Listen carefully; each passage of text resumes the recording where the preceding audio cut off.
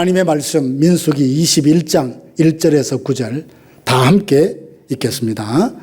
네겝에 거주하는 가나안 사람 곧 아라세 왕이 이스라엘이 아다림 길로 온다 함을 듣고 이스라엘을 쳐서 그 중 몇 사람을 사로잡은지라. 이스라엘이 여호와께 서원하여 이르되 주께서 만일 이 백성을 내 손에 넘기시면 내가 그들의 성읍을 다 멸하리이다. 여호와께서 이스라엘의 목소리를 들으시고 가나안 사람을 그들의 손에 넘기심에 그들과 그들의 성읍을 다 멸하니라. 그러므로 그곳 이름을 호르마라 하였더라. 백성이 호르산에서 출발하여 홍해 길을 따라 에돔 땅을 우회하려 하였다가 길로 말미암아 백성의 마음이 상하니라. 백성이 하나님과 모세를 향하여 원망하되 어찌하여 우리를 애굽에서 인도하여 내어 이 광야에서 죽게 하는가. 이곳에는 먹을 것도 없고 물도 없도다.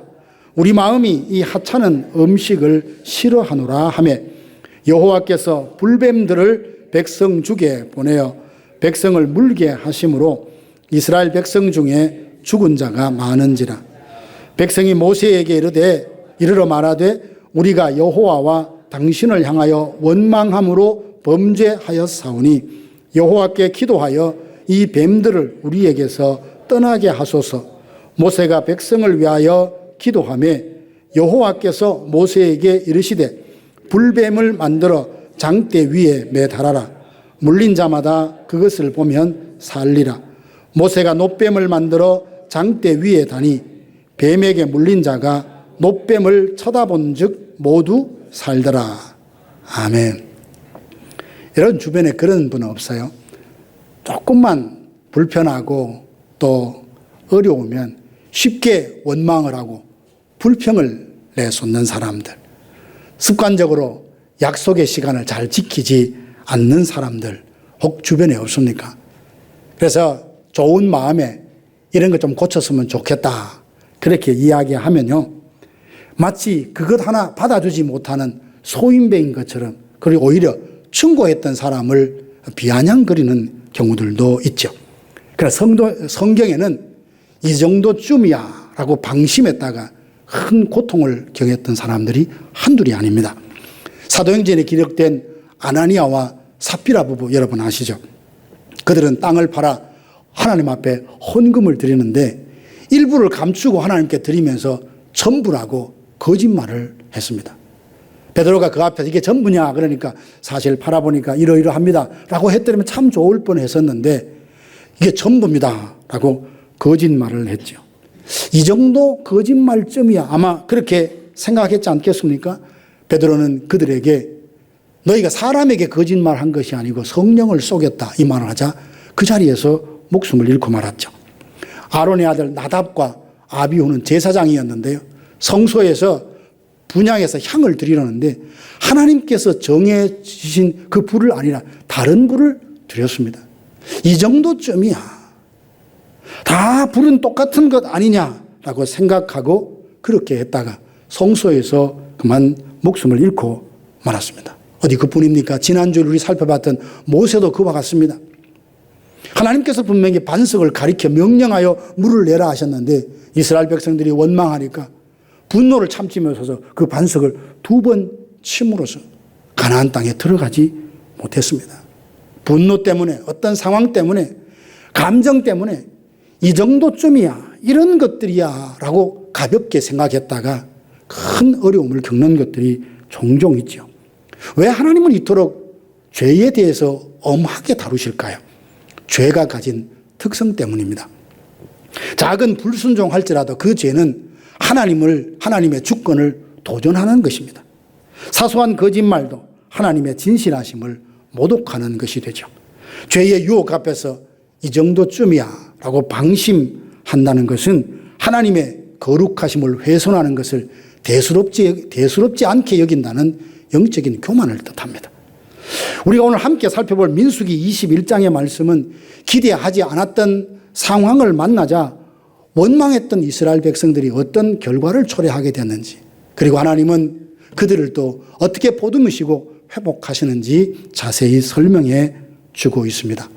40년 광야 생활에 이제 끝자락에 왔습니다. 약속의 땅이 코앞에 다가왔는데 이스라엘 백성들은 큰 실수를 합니다. 길 때문에 마음이 상하자 악한 말로 하나님 앞에 모세에게 원망을 쏟아놓습니다. 그러자 하나님께서 그들에게 불뱀을 보내시니 그 뱀에 물려서 많은 사람들이 죽었습니다. 백성들이 깜짝 놀라 모세에게 도움을 요청했고 모세가 하나님께 기도함으로 그들이 살 길이 열렸다는 내용입니다. 오늘 이 사건을 통해서 하나님이 이 시대를 살아가는 저와 여러분에게 어떤 말씀을 하시는지 귀 기울여 듣는 시간이 되기를 바랍니다. 먼저 완전한 구원에 이르기까지 원망하지 말고 끝까지 믿음을 잘 지켜가야 합니다. 이때는 이스라엘 백성들이 더 이상 광야의 초년병들이 아닙니다. 40년이란 긴 세월 동안 영적으로 광야에서 수많은 연단과 훈련을 받은 후였습니다. 그러니 얼추 믿음에서 상당히 자란 모습을 우리가 찾아볼 수 있습니다. 1절 말씀에 보니까 가나안 사람 아랏 왕이 갑자기 공격을 해서 이스라엘 형제들 몇 사람을 사로잡아 가버렸어요. 다른 때 같으면 형제들이 잡혀갔으니까 원망하고 난리법석일 텐데 오늘 여기 보니까 좀 다르게 반응합니다. 주께서 이 백성을 우리 손에 넘기시면 우리가 그들의 성읍을 다 멸할 것입니다. 아주 놀라운 변화와 성장한 모습을 금세 우리는 알 수 있습니다. 원망이 아니라 그 대신 기도하고 두려움 대신에 믿음으로 대응하는 그들의 모습을 보게 됩니다. 그런데 포로로 잡혀간 형제들을 되찾아왔으니까 이제 모압을 향하여서 가나안을 향하여서 전진을 하려고 합니다. 그런데 그들은 에돔 그 땅을 지나가야 되는데 모세는 사신을 보내서 에돔 왕에게 우리가 그 땅을 지나가게 해달라. 물도 그저 마시지 않고 요즘 말로 하면 통행세를 다 내겠다라고 하는데도 에돔 왕은 심기가 불편하게 절대로 너희들은 이 땅을 통과하지 못한다고 완강하게 거부를 하는 겁니다. 그래서 어쩔 수 없이 그들은 남쪽의 에시엔 계보라는 것으로 한참을 우회해서 가야 됐던 겁니다. 그래서 오늘 본문에 보니까 길 때문에 마음이 상해서 하나님을 원망했다 그랬어요. 형제 중에 몇 사람이 사로잡힐 때는 더 원망할 만한 상황임에도 믿음으로 대처해 두고도 금세 길 때문에 불편하다고 다시 원망을 쏟고 있습니다. 참 이를 보면 인간이 얼마나 연약한지요. 오늘 든든하게 서 있는 것 같아도 넘어지는 것은 시간 문제입니다. 세우는 데는 수십 년이 걸려도 허물어뜨리는 데는 단 며칠만으로 충분합니다. 그러므로 우리는 늘 이 땅에 살면서 아직 구원의 완성이 이루어지지 않았다는 것을 감안해서 늘 영적으로 긴장하고 경계심을 잃지 않고 살아야 합니다. 특별히 이스라엘 백성들이 원망하는 내용을 보면 이 하찮은 음식이 싫다. 이게 뭘 말합니까? 40년 동안 그들이 광야에서 먹어왔던 하나님의 은혜를 주셨던 만나를 하찮은 음식이라고 해요. 하찮다는 말은 가볍다, 무가치하다는 뜻인데요. 40년 동안 그 하나님의 은혜를 먹고 그들이 살아왔습니다. 근데 이제 화가 나고 원망이 그 마음에 생기니까 하나님 주신 그 은혜를 아주 모욕하면서 하찮은 것이라고 비하를 합니다. 생각해 보십시오. 가나안의 아랏 왕이 급습하여 형제를 사로잡아 가는 그 상황에도 원망하지 않았던 그들이 길을 우회하여 돌아간다는 그 이유 때문에 악한 말로 원망을 하고 있습니다. 두루미가에 속한 학을 보면 얼마나 고고한지 모릅니다. 한 다리를 다 이렇게 접고 서 있는 보면 천년의 신비를 머금고 있는 것 같아요. 근데 그 앞에 개구리가 지나가면 즉각 불을 내서 집어먹습니다. 생존의 문제, 자기 본능의 문제 앞에서는 자기의 어떤 모습도 다 흐트러질 수 있는 모습. 이 학처럼 인간도 그렇지 않습니까? 굉장히 고매하고 고상한 것 같지만 본능 앞에 그냥 쉽게 허물어지는 약함을 갖고 있습니다. 그래서 바울이 했던 말이 있죠. 선줄로 생각한 사람은 넘어질까 조심해라. 내가 섰다라고 생각하는 그 순간은 넘어지기 가장 쉬운 때라는 겁니다. 자신이 영적으로 성장해서 바로 서 있다고 생각하는 그 순간이 매우 위험한 때입니다. 그래서 신앙생활에 있어서 자만과 방심은 건물입니다. 어떻게 40년 동안 광야에서 누렸던 만나, 하나님께 받은 그 은혜를 하찮은 것이라며 원망할 수 있습니까? 그들에게 물어보면 그럴 수밖에 없다고. 그런 상황이 있으면 누구나 다 그렇게 반응할 거라고 그렇게 자기를 변명할지 모릅니다. 그러나 이 정도쯤이야 죄에 대해서 대수롭지 않게 생각했다가 그만 넘어지는 그들을 봅니다. 여러 사람들이 중요한 것을 대수롭지 않게 여겼다가 곤경을 당하는 일들이 한둘이 아닙니다. 남한국에 살던 한 무명의 선지자가 있었습니다. 북왕국을 이루었던 그 여로보암이 베델과 단에다가 제단을 쌓고 그렇게 우상을 숭배하는 걸 보며 하나님께서 한 무명의 선지자를 유다로부터 북쪽 이스라엘로 보내서 그를 책망하게 하셨습니다. 선지자가 찾아가서 여로보암에게 그렇게 책망을 하자 화가 났던 왕은 손을 벌려서 그를 잡으려고 했는데 그만 손이 뻣뻣하게 말라버렸어요. 얼마나 당황스럽습니까? 급하게 애원해서 그 선지자가 기도해서 그 팔이 풀렸습니다. 그래서 왕은 이 선지자를 자기 집으로 데려가서 융숭하게 대접을 하려고 하는데 선지자가 극구 거절합니다. 왜냐하면 하나님께 받은 말씀이 있었기 때문입니다. 하나님은 거기 가서 말씀을 전하고 누구와도 가서 식사하지 말고 물도 마시지 말고 말씀만 전하고 돌아오라 하셨거든요. 그래서 거절하고 돌아오던 중에 이 이야기를 듣고 베델의 한 늙은 선지자가 이 사실을 알고 따라가서 그를 만났습니다. 만나서 우리 집에 가자. 그러니까 그 왕에게 했던 말을 똑같이 합니다. 그때 이 베델의 한 늙은 선지자가 이렇게 말을 해요. 나도 하나님 앞에 부름받은 선지자다. 하나님이 내게 말씀하시는데 너를 집으로 잘 모셔서 떡도 대접하고 물도 대접하라. 가더라. 그래서 그를 데려갑니다. 그때 한 번만 하나님이 내게 분명히 말씀하셨는데 하나님 이제 그 뜻이 달라져서 이 베델 선지자에게 말씀하신 거 맞습니까? 그 진위를 확인했으면 참 좋을 뻔했는데 그는 설마 그럴 일이 있으려고 방심했다가 그 집에 가서 떡을 먹고 물을 마시고 가던 도중에 사자에게 찢겨 죽고 말았습니다. 베드로도 마찬가지입니다.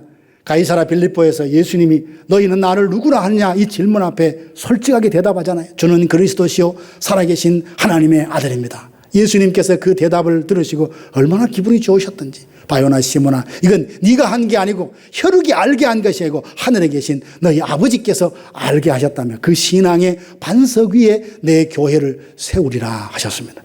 그러고 난 뒤에 예수님은 비로소 인자가 예루살렘으로 올라가서 고난을 받고 십자가에 죽었다가 사흘 만에 살아나리라 라고 하시는 복음의 진술을 들려주시죠.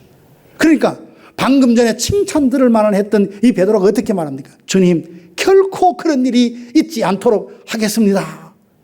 그러다가 예수님 말씀하시죠. 사탄아 내 뒤로 물러가라 라고 책망을 하십니다.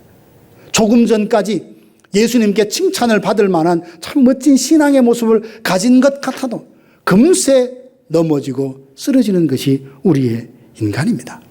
청교도 신학자 토마스 왓슨이 이런 말을 했습니다. 사탄은 성도가 영적으로 성장했다고 느낄 때 가장 교묘하게 공격을 합니다. 왜냐하면 그때가 경계심이 가장 느슨해질 때이기 때문에 그렇다는 거죠. 사랑하는 성도 여러분, 선줄로 생각하는 자는 넘어질까 조심하라 했습니다. 형제들이 사로잡힌 기가 막힌 상황에서 원망하지 않고 믿음으로 대처했던 그들이었을지라도 길 때문에 마음이 상하자 금세 원망하잖아요. 오늘 믿음에 서 있다 해서 나는 계속 결코 흔들리지 않을 것이다. 결코 이런 일에 타협하지 않을 것이다. 결코 쓰러지지 않을 것이다. 함부로 결코라는 말 할 수 없습니다. 하나님이 은혜 주시지 않으면 오늘 다윗같이 골리앗을 쓰러뜨리는 영적인 승리를 거두었다 할지라도 내일 넘어질 수 있는 것이 우리들 자신입니다. 그러므로 늘 열심히 섬기고 충성하고 있다고 생각할 때, 내가 무언가를 이루었다고 생각할 때, 공동체에서 나 없으면 큰일 난다라고 할 만큼 모든 시선과 관심이 집중될 때, 그때가 영적으로 매우 위험할 때임을 기억해야 합니다.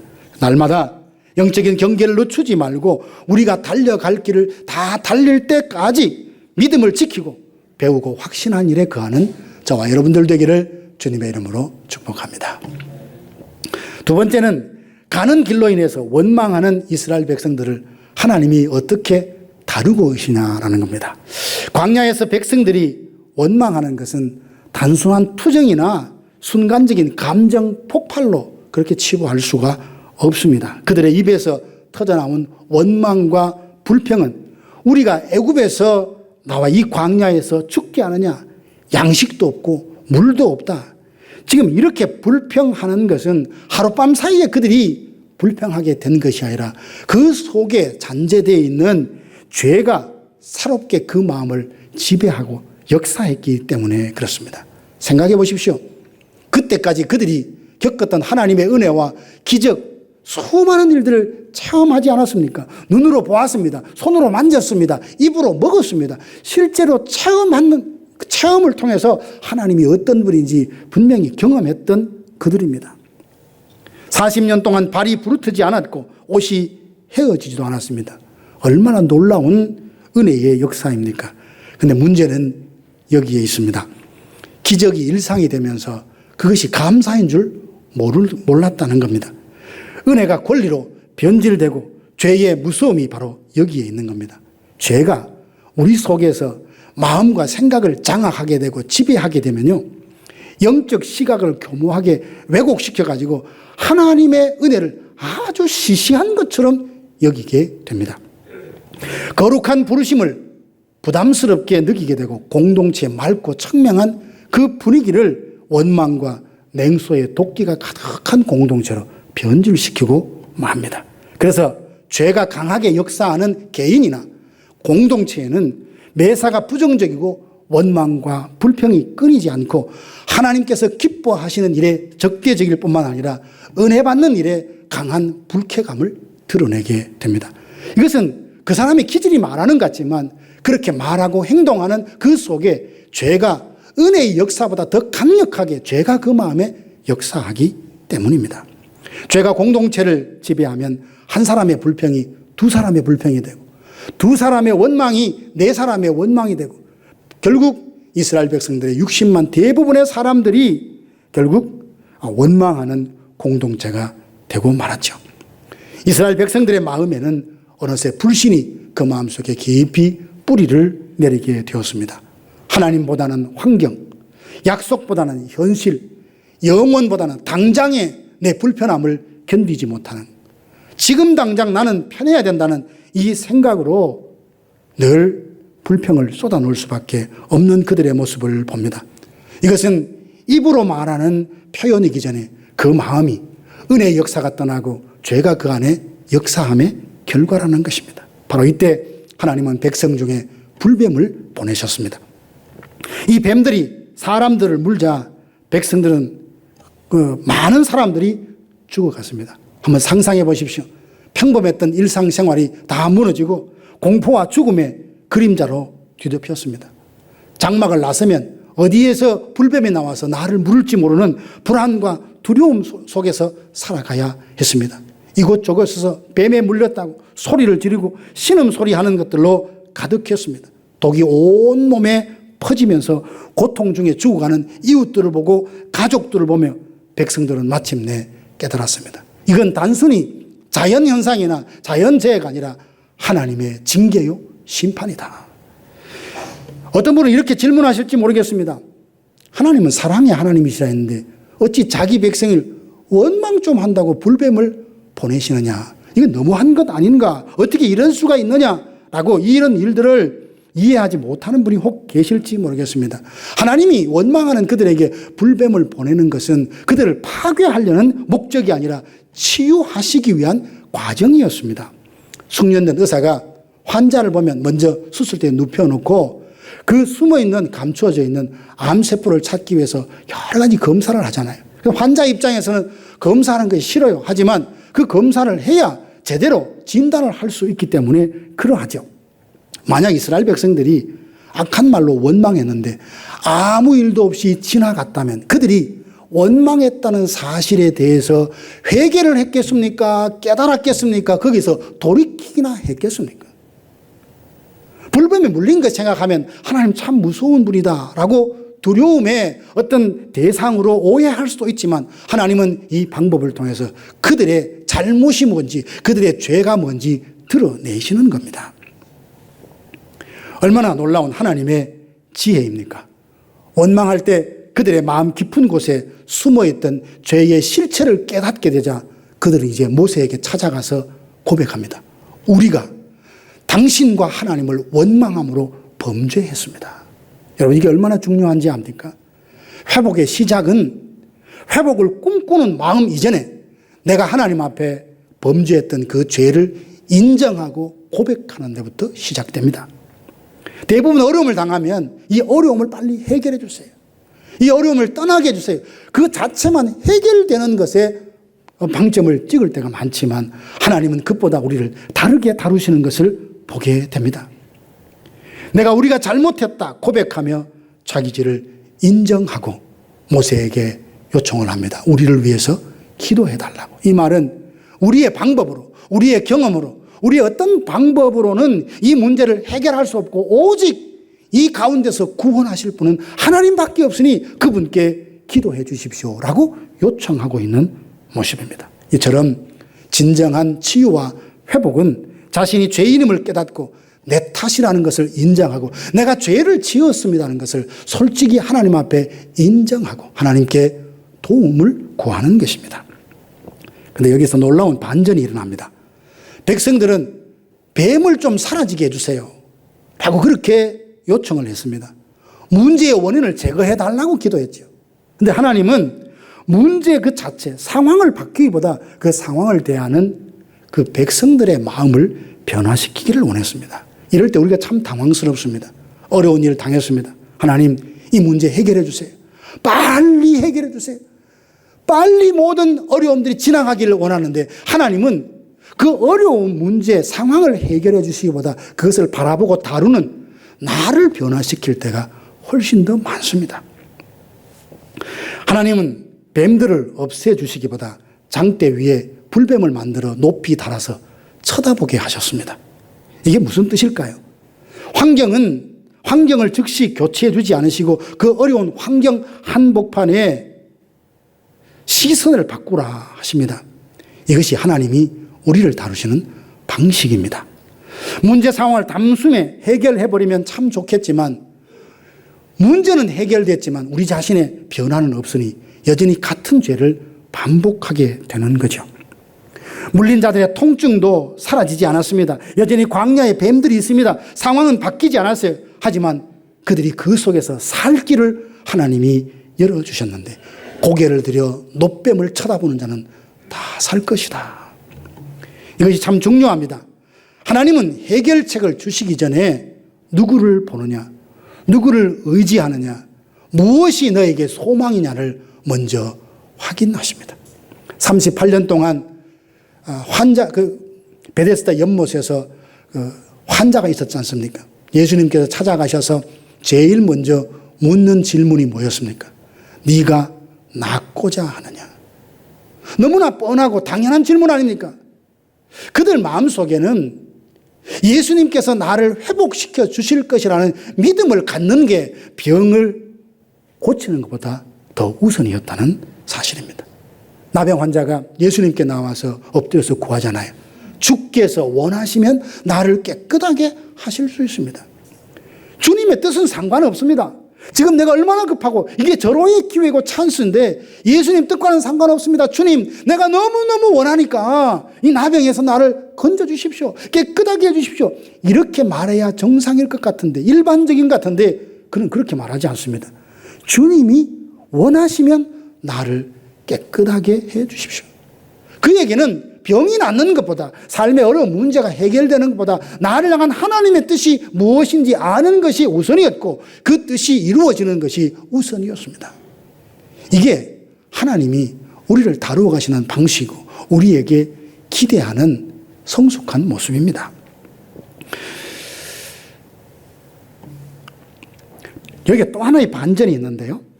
뱀은 분명히 저주와 죽음의 표징이잖아요.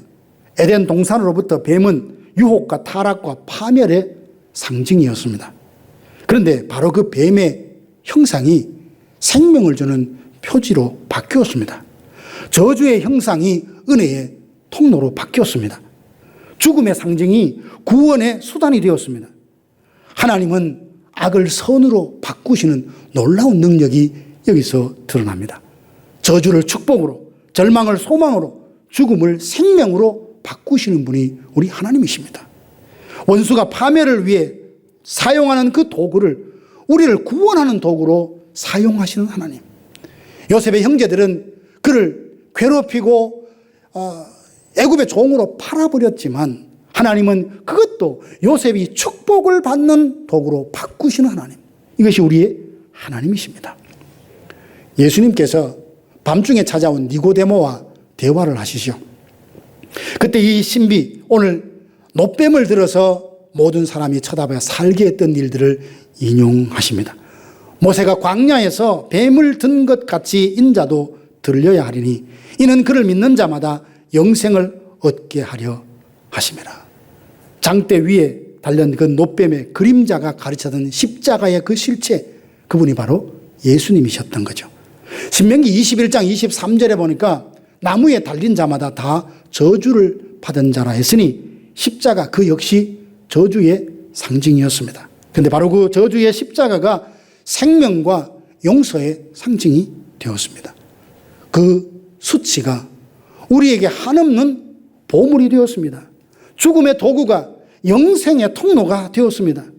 광야에서 놋뱀을 바라봄으로 그들이 구원을 받았듯이 이 땅, 이 시대에 예수 그리스도를 바라봄으로써 십자가와 부활하신 예수님을 믿음으로 바라봄으로써 우리는 영생을 얻게 됩니다.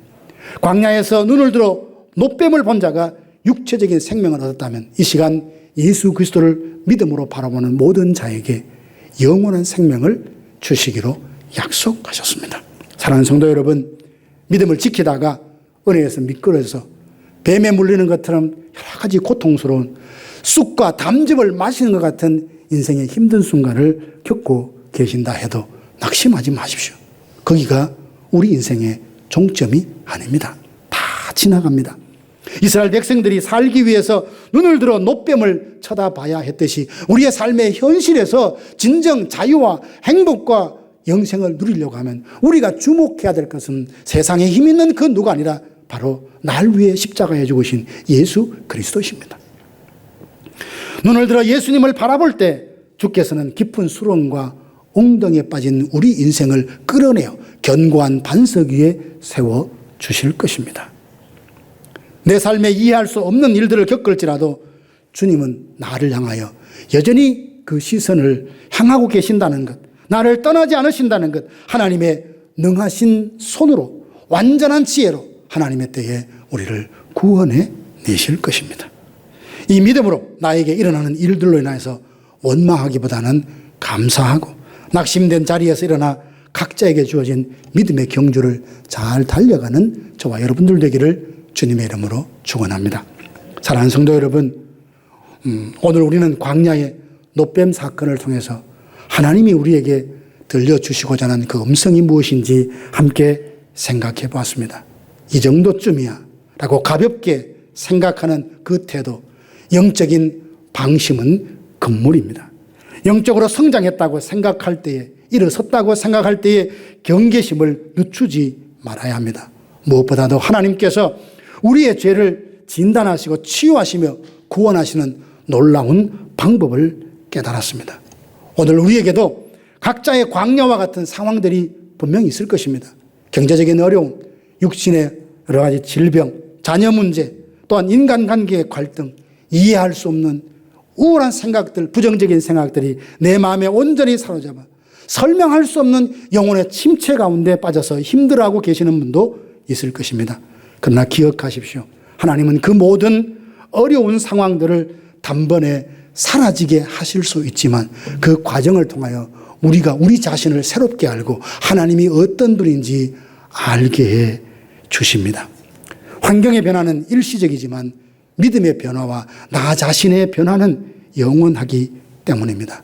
금세 상황이 해결되지 않아서 낙심할 것 없습니다. 그 상황이 해결되면 순간엔 도움이 되지만 우리의 시선은 하나님께 고정하는 것이 아니라 여전히 자기 자신의 우월감에 도취되어 살아갈 수밖에 없습니다. 하나님의 약속은 노뱀을 올려본 자들에게 쳐다보면 살리라는 것이었고, 믿고 쳐다본 사람은 모두 살았듯이 누구든지 예수님을 믿으면 영생을 얻을 것이라는 사실은 진리며 복음 중에 복음입니다. 나에게 어려운 상황이 즉시 사라지지 않는다고 낙심하지 마십시다. 십자가에 달리신 그리스도를 바라보며 내 안에 나를 지배하던 죄의 권세가 풀어지고 하늘의 생명이 우리 안에 흘러버려야 될 그때까지 잠잠히 우리 시선을 주님께 고정하고 기다리는 것이 필요합니다. 예수 그리스도를 바라봄으로써 죽음의 자리에 생명이, 냉소와 원망의 자리에 찬송과 감사가, 분열과 갈등의 자리에 화해와 사랑이, 절망의 자리에 소망을 회복해주는 그날이 반드시 있을 것이라 믿습니다. 이 믿음을 가지고 우리 결단합시다. 주님, 제 눈을 언제나 예수님께 고정한 채 살겠습니다. 환경이 바뀌기를 기다리기보다, 문제가 해결되기를 기다리기보다 나 자신이 하나님의 사람으로 변화되기를 원합니다. 이 정도쯤이야 라며 죄를 가볍게 여기지 않겠습니다. 영적으로 조금 성장했다고 마치 다 된 것처럼 교만하지 않겠습니다. 경계심을 늦추지 않고 오직 십자가의 그 능력을 붙들고 내게 주어진 믿음의 길을 끝까지 잘 달려가겠습니다. 광야에 있던 그들이 노뱀을 쳐다보고 살았듯이 나도 끊임없이 예수 그리스도의 십자가와 그 부활을 바라보며 생각하며 묵상하며 믿고 영생을 얻은 자답게 이 땅에서 살아가겠습니다. 사랑하는 성도 여러분, 노뱀을 쳐다보는 자는 살리라, 이 약속은 믿는 자는 영생을 얻으리라는 복음의 선포입니다. 날마다 복음 안에서, 예수 그리스도 안에서 풍성한 은혜를 누리십시오. 날마다 복음 안에서 십자가를 바라봄으로써 십자가의 능력을 힘입고 십자가를 통해서 흘러나오는 하나님의 사랑과 지혜로 충만케 되어서 이 땅에 살아가는 동안 정말 하나님의 사람답게 멋지고 또한 귀하게 살아가는 저와 여러분들 되기를 주님의 이름으로 축원합니다.